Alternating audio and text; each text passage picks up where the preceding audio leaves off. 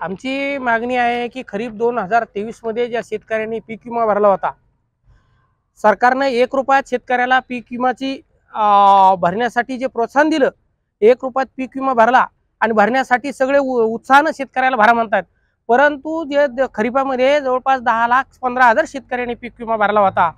ज्या शेतकऱ्याच्या मागच्या वर्षी दुष्काळ पडला होता, त्या दुष्काळामध्ये ज्या शेतकऱ्यांनी इंटिमेशन दिले होते, त्यानंतर रब्बीमध्ये सुद्धा सर्वांना माहिती आहे की नोव्हेंबर-डिसेंबर महिन्यामध्ये खूप मोठ्या प्रमाणात पाऊस अवेळी पाऊस पडला, म्हणून त्याचंही नुकसान झालं.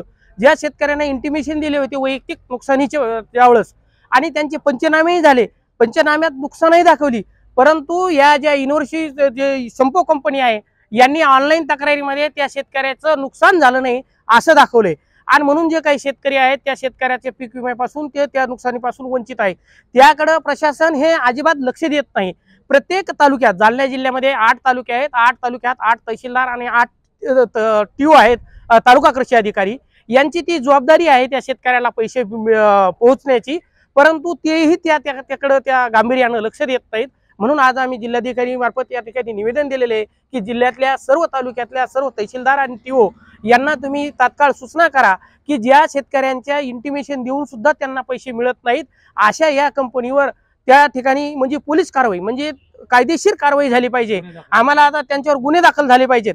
कारण की आज काल आम्ही ज्या ठिकाणी बघितलंय की त्या शेतकऱ्यांचं इंटिमेशन पण दिलेलं आहे, पंचनामा सुद्धा झालेला आहे, परंतु त्याची ऑनलाईन तक्रारीमध्ये त्याला म्हणजे रिजेक्ट केलेलं आहे. म्हणजे हे जाणून बुजून कंपनीने केलेलं आहे. आणि आमचा असा अंदाज आहे की जवळपास 50% शेतकऱ्यासाठी असं ह्या कंपनीने केलेलं आहे. म्हणजे ज्या खरीपाच्या 458 कोटी रुपये पीक विमा घेतला होता आणि रब्बीमध्ये सुद्धा याने 200-300 कोटी रुपये जमा केलेले आहेत. आणि त्यापैकी जर हे सर्वचे सर्व म्हणजे 50% जर शेतकरी तक्रार देऊन ते पैसे जर देत नसतील तर हा शेतकऱ्याचा म्हणजे खोर मोठा अन्याय आहे. आणि शासनानं प्रशासनाने याच्याकडे गांभीर्याने दखल घ्यावी. जर दखल नाही घेतली तर शेतकरी हातामध्ये रुमणं आणि आसूड घेतील, असा आजचा आम्ही या ठिकाणचा त्यांना इशारा देतोय. आज सकाळपासून या प्रश्नासाठी शेतकरी गांभीर्यानं आज आंदोलन करून निवेदन देत आहे.